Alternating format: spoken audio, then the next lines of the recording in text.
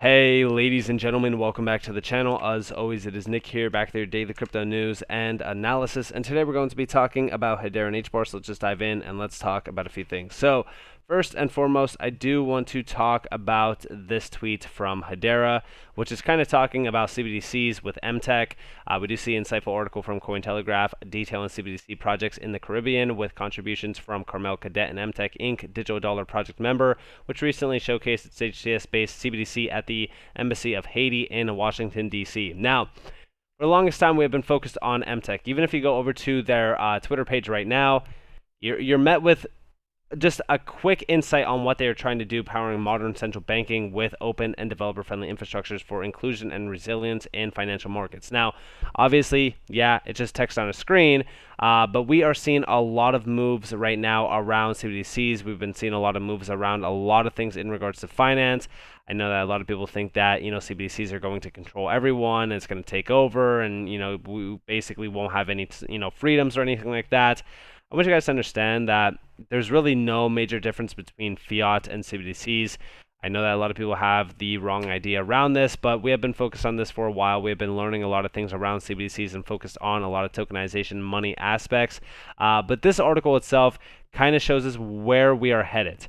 For the longest time, even with my XRP videos, I've been talking to you guys about CBDCs and the major move before our eyes that is happening with a massive transition from the traditional financial markets to this new digital financial market. First off, we do see down here that the Caribbean region is in a tough situation for banking. The 35 nations comprising the region face challenges common to many tiny economies, such as dollarization and dependence on foreign trade and remittances.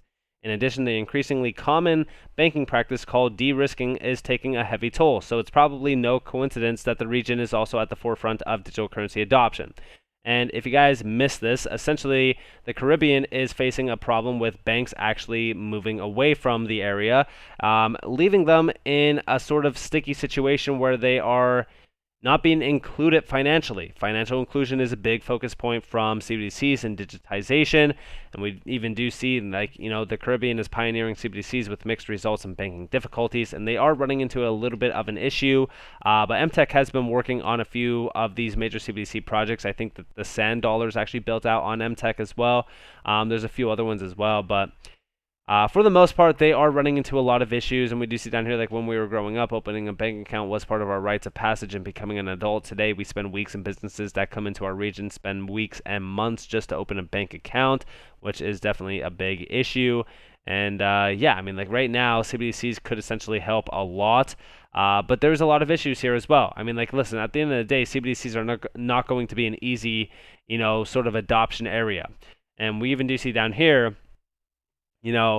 making the rounds with a roadshow to develop its CBDC. I thought if the Bahamas can do it, why not Haiti? Cadet said. She added kudos to the central bank governor for seeing the possibility. She left IBM and founded MEXC. The first financial technology companies appeared in Haiti in 2010. After the earthquake that ravaged the country and technologies relying on mobile wallets took the lead, Haitian central bank governor Jean Baden Du Bois, I hope that I'm saying that name right, said in 2021. Du Bois said that mobile telephone penetration was about 60% in 2008 and likely higher in 2021.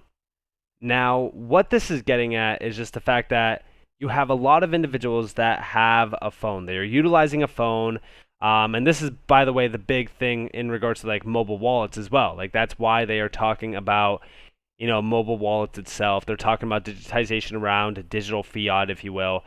The biggest issue here is that they want to have a CBDC that is not reliant on the US dollar. I've actually even talked about this with XRP quite a bit with the BRICS nations. A lot of these major areas around the world are moving away from the SWIFT network and also away from the US dollar because it is essentially utilized as a financial weapon.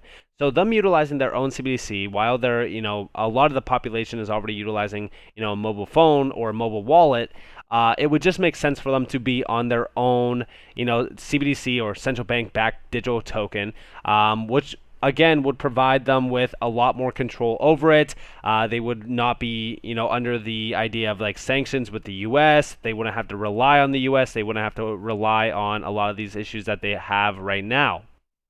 Now, with all this in mind, we do see a few Quotes from Cadet herself: dollarization undermines the central bank and its mission of stability. Using CBDCs for cross-border payments would provide better liquidity and visibility on reserves. Which, by the way, I want to just share with you guys real quick that globally right now we are seeing a financial crisis blooming, and it is morphing into reality more than ever now. And when we look at this, right, I want you guys to understand that a CBDC would provide a lot more insights on what's happening financially, and it could actually help us not only escape a financial crisis, but also avoid it completely. I said this many times, even with Quant as well. But down here, we do see that, be that as it may, it is not clear how much success CBDCs are enjoying in the Caribbean. The sand dollar, commonly considered the first CBDC when it launched in 2020, had only about $300,000 worth of electronic currency in circulation and 30,000 digital wallets in July of 2022, with about 845 merchants accepting it. The Bahamian government makes regular efforts to promote it. So it's not that successful at this current moment in time. But again, CBDCs are still just beginning, so I would give it a little bit more time. But we are seeing a lot of push, like a major push behind CBDCs currently. They have been streamlined, they have been moving fast, and this takes me to my next big thing that I want to talk to you guys about, because CBDCs are essentially tokenized fiat. They're tokenized money. We do see over here, we're excited to see that Arcadia Global, an asset tokenization leader, will be launching their real estate tokenization platform on Hedera. I've said this so many times on this channel, and I really want to ask all of you that watch my channel, I want to ask all of you, are you aware of why I talk to you guys about tokenization all the time? Are you guys aware of why I talk to you guys about real estate as well? This is why right here. The real estate market today is suffering from severe inefficiencies. Large upfront investment costs combined with the cost impact of many intermediaries implies lack of liquidity in the real estate market.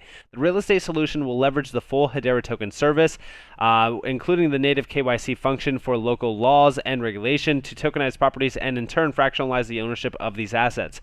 This in turn removes the technological, economical, and geographical barriers currently preventing users from accessing real estate assets. We're excited to see Arcadia announce the platform built on Hedera today at the Singapore Enterprise Blockchain Summit. And yeah, this is very, very exciting. I want you guys to understand that when we look at real estate, it is a huge area of focus on this channel, and it has been for the longest time. And I'm going to tell you guys about why in a second. But first off, here we have the announcement itself, leveraging the full suite of the Hedera token service. Arcadia Global has developed a real estate properties tokenization and fractional ownership solution. And this is going to be pretty large if you think about it. So today, traditional real estate is facing multiple problems, such as the necessity for buyers to make large investments to acquire properties, impacted also by the high cost of various intermediaries, agents, and also transaction fees. Real estate market liquidity remains low. Powered by Hedera, an enterprise-grade environmentally friendly DLT, Arcadia Global's new asset tokenization platform is set to redefine real estate market liquidity by dividing properties or funds into smaller representative digital token units. Each token will have a tangible value that will be available on a marketplace for buyers and sellers.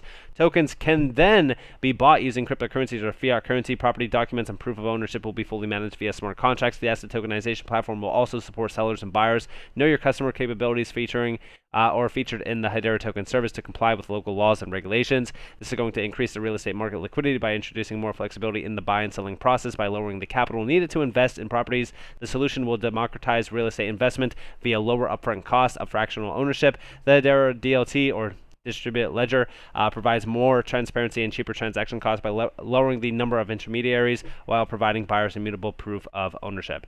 And yeah, this is very, very exciting. And by the way, Arcadia is a large company, by the way. If you go over to their website, so first off, we do see over here, Arcadia Global to create a new real estate tokenization platform on Hedera in collaboration with the Hbar Foundation. Here is that full-on announcement over there on their website. But over here, we do see a little bit of an insight on who Arcadia actually is. And by the way, like, here are some of their services, and here's their portfolio, real estate tokenization, which when you click it, you're met with this. But since early 2020, we have been helping SMEs, MNCs, and also VCs attain success in their digital transformation journey. We are a growing network of experts based in 10 different cities across 4 continents, keen to leverage our collective expertise to support startups and investors in accelerating their digital innovation journey. Down here, we are your digital partner.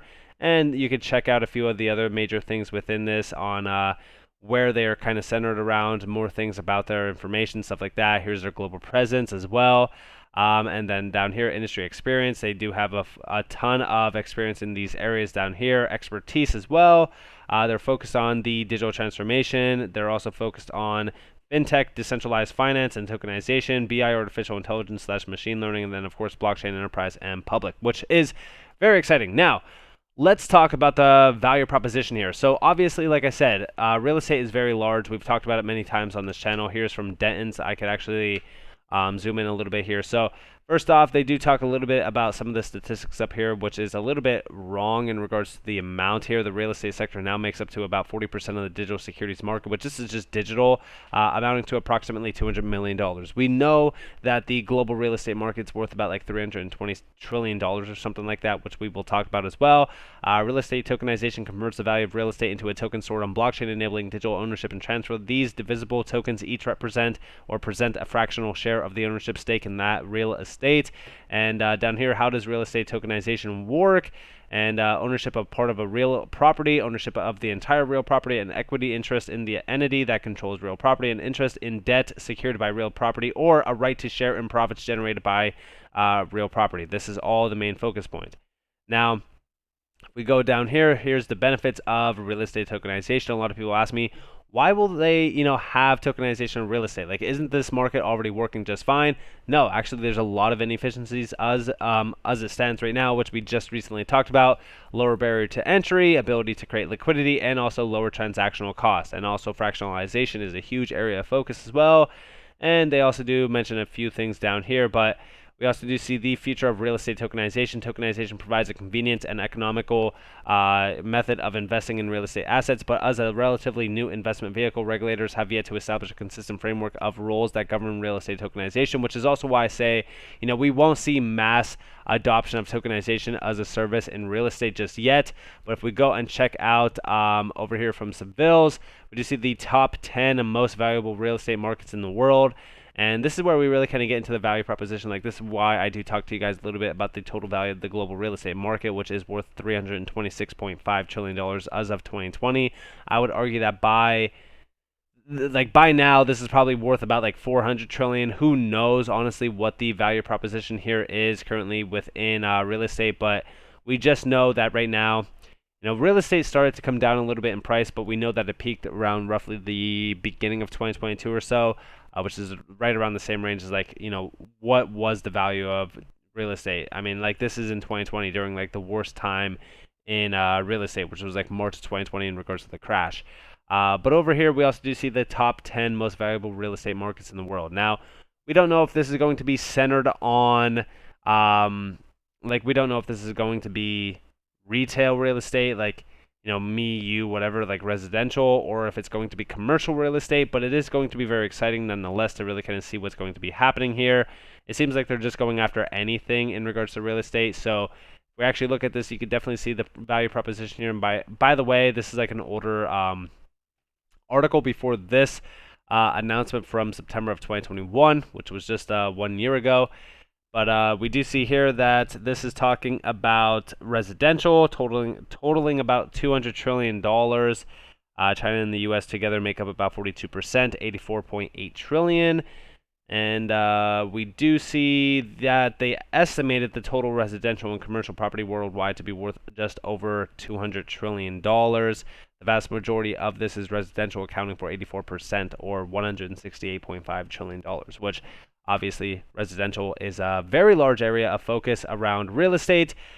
But yeah, I mean, at the end of the day, we know that this is a very large market. But to me, what's very interesting about this and the value proposition behind it is the fact that there's a huge barrier to entry from the retail sector. Having fractionalization as tokenization within real estate could ultimately push the value of real estate globally, we'll just say, by 0.5x.